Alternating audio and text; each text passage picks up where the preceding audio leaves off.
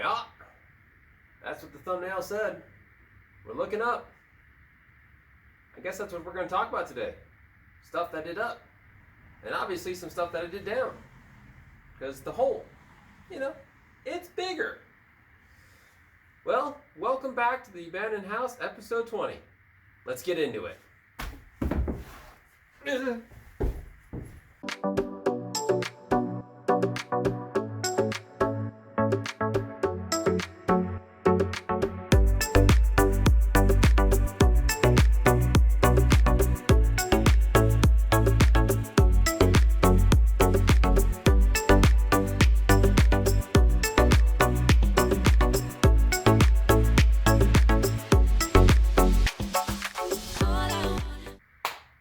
All right, fans of the Frankie. This project, man, it's mind-blowing just how many things, or I guess how many hoops I'm jumping through to make this project right. And I just can't bring myself to do it any other way. And this week is absolutely evident of that. And I started back here in the back bedroom. And let me show you what I got into and what I mean by just having to keep digging and keep doing it right. So here it is Monday morning, and I told you guys I was trying to get through all the exterior walls before I start doing anything else. And that would be the plan, but it's 6 degrees today. And if I open up this wall that's behind the camera right now, the wind is just gonna howl through here. It's gonna be miserable. I'm not doing it. I have a little bit of wiggle room before spray foam happens, and I want to make sure that I do hit that schedule, but I'm not opening this wall. And so I'm going to absorb some of that wiggle room before that happens. Today, I'm thinking about attacking the ceiling that's above us here. Now, I've already put some work into this already earlier on. I don't remember what episode it was, but I talked about having to reframe over here. And the more I look at the system, the more I don't like what I see. And even though I've already have time and money invested in a small portion of this, I think I'm gonna have to undo what I've already done. And that's a bummer. But that's what you get for not taking a look at the entire thing at the very beginning before you start diving in. So let me show you. So as you can see, this here is the main floor joist for above. And then they scabbed on some other pieces here that are not continuous. You have a chunk, another chunk, another chunk, and then where I started doing some repair work. And then on the outside of that, you have another piece just scabbed on that's not ledgered anywhere. And then you have the 2 layers of sheathing that was on the outside of the building. And then you have a 2x4 that they're ledgered the ceiling on. So all of this is all hinge points. So what I'm concerned about is this all hinging as the house flexes and just cracks the sheetrock all out right through here. I mean, I think it'll hold just fine, but it's gonna be a cracking point and a chronic one at that. And we have 2 different elevations, here to here, because above was a cure porch. So we've already talked about that 100 times. So this side's higher than the side that's behind you now. And so that means the ceiling would be slanted. So I have to fur all of these down to meet this elevation here. And as I go, it'll be a different thickness all the way across the ceiling. So either way I do this, it's gonna be a ton of work. Either I rip all this apart and just reframe it and start over, or I go through and I try to bolt all this stuff together so that it's nice and strong, and then put different tapers of furring strips all the way across the ceilings so that we can have one elevation. And I'm still nervous about it actually not cracking.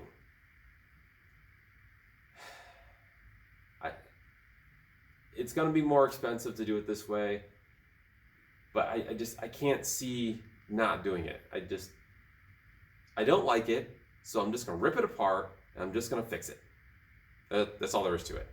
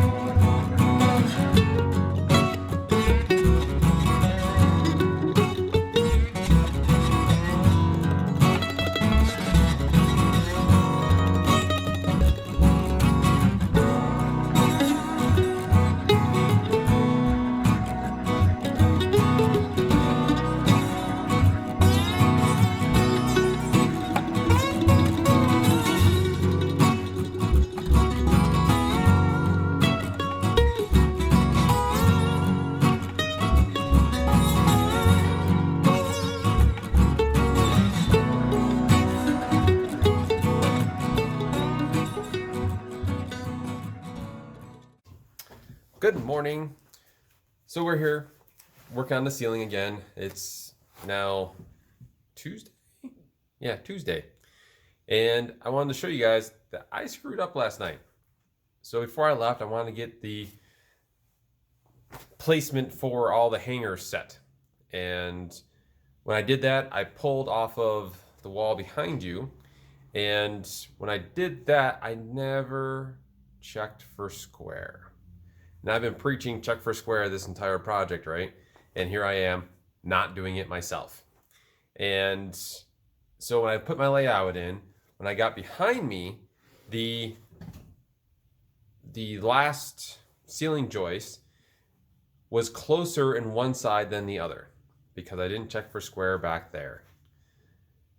And I didn't pick up on it right away, actually.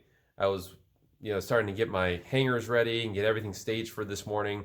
And something in the back of my mind was just saying, Sean, you got to check this. Something's just not quite right.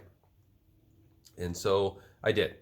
And sure enough, it was out. I mean, I could see it just by the naked eye. I could see that it was out almost 2 inches. And it was like 2 1/4. So then I instantly got defeated. I'm like, man. Now I got to figure out how out of square it is, do the math, figure it, and do all that jazz. And then I said, well, wait a second. I built the wall behind me. I know that that's square. So I went ahead and verified it was square, and it was. And it's plumb. So I went ahead and just pulled all my layout marks from that wall instead of that wall and put them all in. And it took no time at all. Let me show you just how far out it is. Well, I guess this doesn't really show how far out it is, but it does show that the layout does change when you go from one side of the room to the other, which would make sense. And so I had to mark out every one of these and then put in the new layout marks. And I also pulled the lengths of the joists and every other joist location because the room does get bigger on one side than the other, of course. Anyway, I'm gonna go ahead and hang all these and let you guys go along for the ride.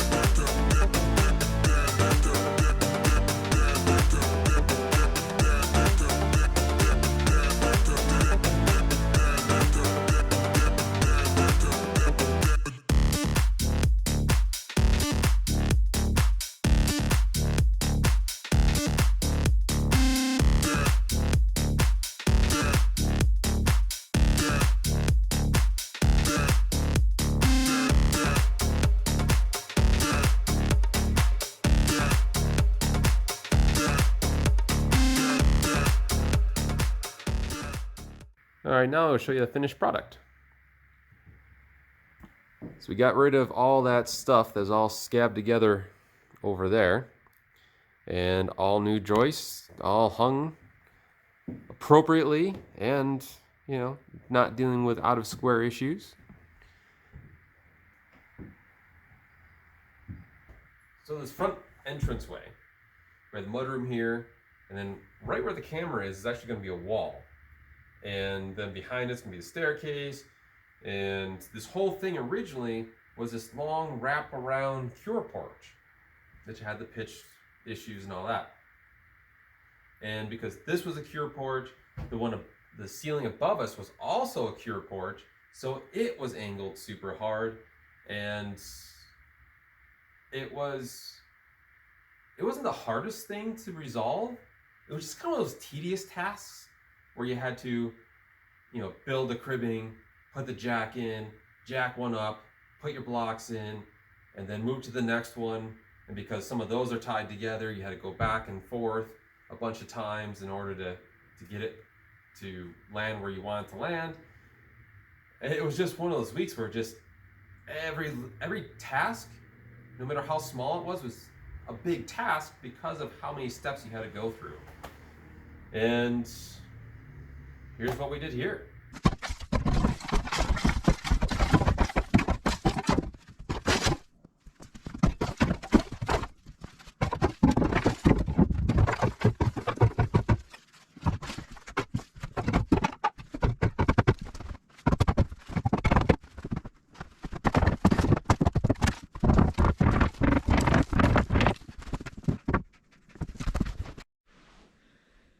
Good morning, everyone. Oh, wait, hold on.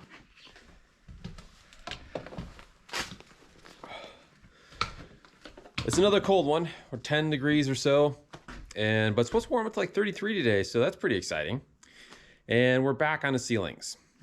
Yesterday I finished up the back room, and now I'm on the, what would you call this area?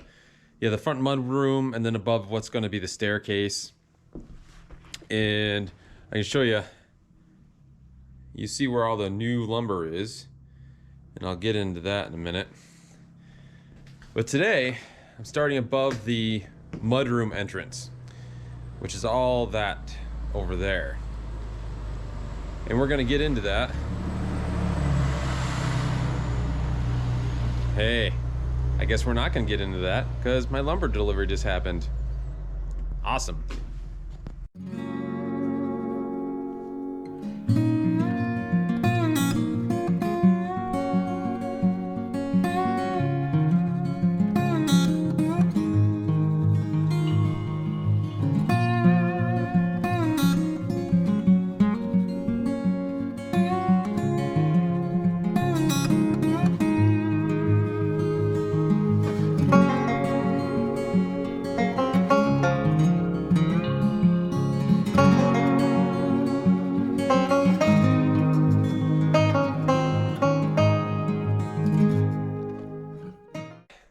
Back to the ceiling.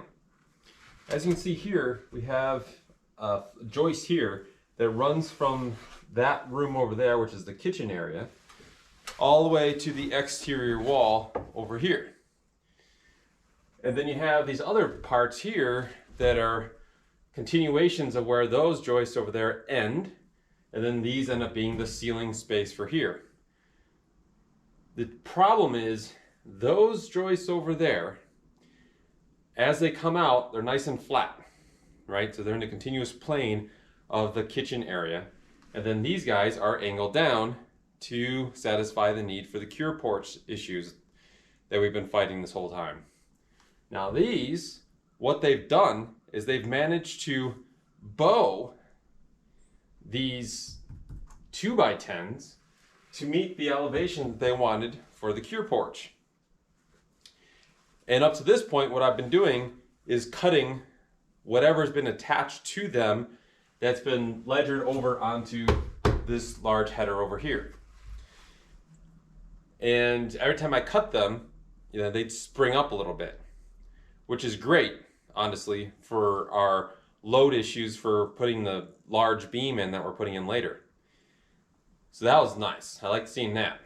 And so I jacked up each one of those to meet the elevation for a nice clean even plane across the top, so we can have a nice ceiling going over here. There's still going to be a bit of an arch to it because that wood has quite a bit of memory to it, and there is an elevation difference from one side of the room to the other. So we will still have a small drop. I don't think it's going to be that noticeable to the naked eye, but we'll see when I get to the sheetrock on this.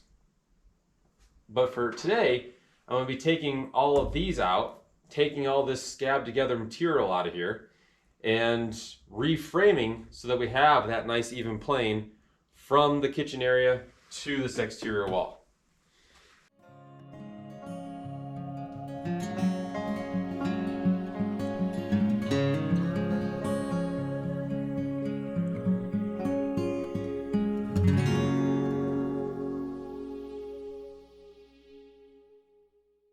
Let me show you how much I had to jack up the other ones to get the plane that I have now. You can see it right there is the member that I cut to relieve that joist there. You probably can't see that, can you? Well, let me toss you up there. All right, so you can see here the cut end of this 2x6 here used to be all the way down here. Now this guy is extended into where the foam is, obviously, and then it's ledgered on top of a block that's below it. And that's what was holding this whole thing together, that and 2 toenails here. So when I severed these toenails and then cut this member here, this whole thing jumped up. Not far, 3/4 of an inch to 1.25 inches, somewhere in there, but depending on which one I was cutting. But once I jacked on it, it didn't take any pressure at all to get these guys to move up, which was really quite nice. Well, for the most part. Some of them were a little more difficult, but that's all right. We got it. And yeah, so that shows you the difference.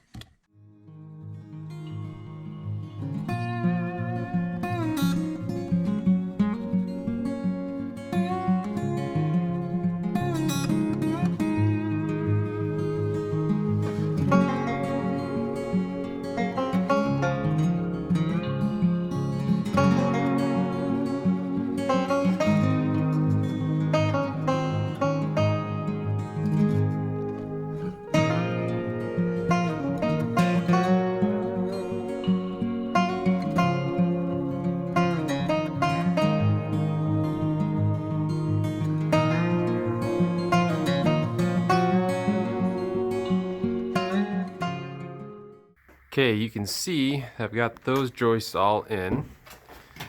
Then I get down to this last section here, and I don't have the last 2 in. And that is because I decided that furring out this front door frame is the best choice. So you see, this is the edge of the door, and then that's the edge of the frame. That distance there is 2 9/16 to 2 5/8. So call it 2 9/16, be fine. So I want to fur this out so it's 1/2 inch shy of this edge here, so that when I go to trim this door out, it becomes super easy because the sheetrock will come right to there, and then the trim goes over the top of it and everything's set. I don't have to worry about doing jam extensions here. And then, because all that framework goes up into there, once that's all furred out up there, then I'll know where to put the last joist up there.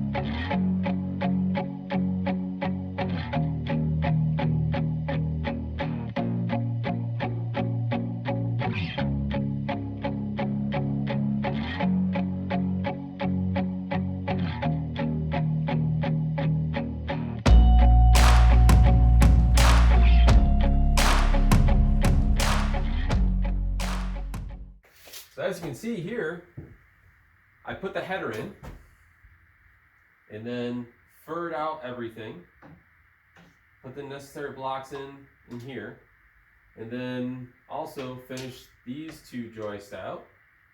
So just like every other floor in this house, at least around the perimeter, I've been dealing with that whole slanted floor thing.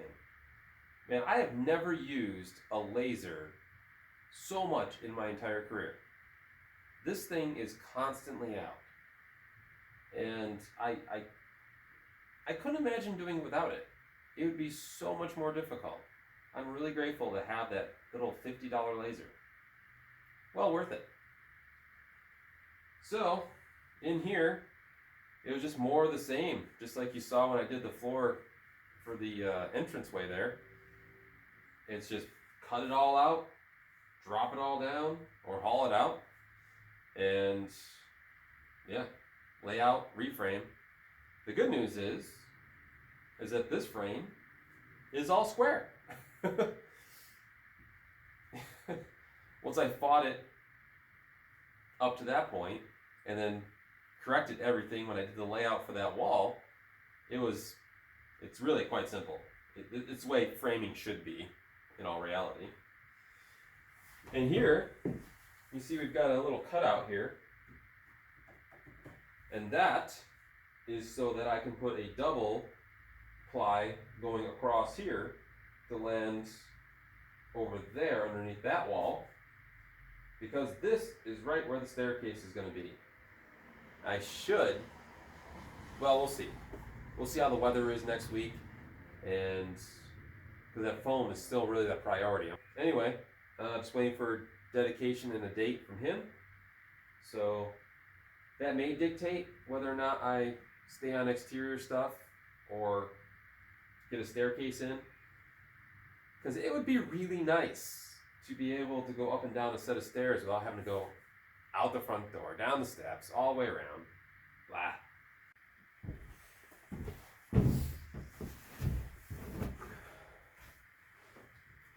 Well, that'll wrap it up for this week. It was a pretty good week. Yeah, even though it's frustrating. You know, when I do these videos, I kind of look back at the week and kind of put it in perspective of just how much actually does get done in a week. It's really not that bad. I'll always push to do more, but that's another story. So if you liked it, please hammer that like button and tell a friend, tell a neighbor. You never know who might actually enjoy watching this project unfold. I've been pretty surprised so far. In fact, I met a woman this morning who had a roof issue she wanted me to look at, and I had a look at it, and she told me that she had spent 3 hours just watching all my videos, and it was really encouraging, and I really appreciated it. So thank you for that. And for this week, it's either going to be build a staircase that this house has never had. As far as I can tell, I have found no evidence of an original staircase going down to that lower level. I don't know. Maybe that's where the servants' quarters were? I don't know. Hard telling. Hard telling, not knowing. Anyway, so it's either staircase or working on the exterior walls over there.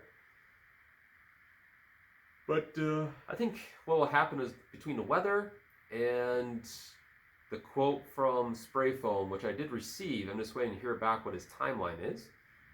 And wow, man, everything is so expensive. But it's got to get done. It's got to get done. This old girl deserves it. The future owners deserve it. It's the right call. It's just the right call. Well, guys, I hope you enjoy your week. Oh, and if you're local, Paul Smith's is having a blood drive next week. Or not next week, the 20th. If you're available, sign up for it. And heck, you might even see me there. I'll be there at 11:30. All right, see you later. I am not saying that. Uh, okay.